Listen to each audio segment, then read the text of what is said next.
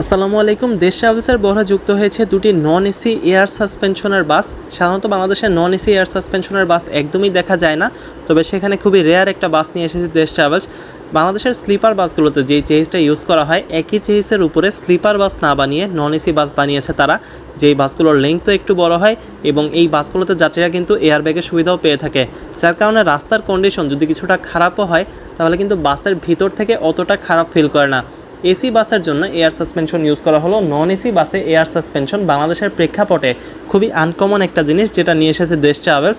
বাসগুলোকে তৈরি করতে খরচ হয়েছে প্রায় 65 থেকে 70 লাখ টাকার মতো, যেখানে চেইসের মূল্য পড়ে প্রায় 45 লাখ টাকার মতো এবং বডি করতে স্পেন্ড হয়ে যায় আরও প্রায় 20 লাখ টাকার মতো। আশা করা যাচ্ছে ঢাকা থেকে রাজশাহী চাপাই রুটে দেখা পাওয়া যাবে দেশ ট্রাভেলসের এই নন এসি বাসগুলোকে, যেখানে আজকে থেকে এই বাসগুলো সার্ভিস শুরু করেছে। বাসের লেংথ বেশি হয়, সর্বমোট 40টি সিট দিল। এই বাসে কিন্তু এনাফ পরিমাণের স্পেস রয়েছে এবং লাইটিং ফেসটাও বেশ সুন্দর। পরিবহন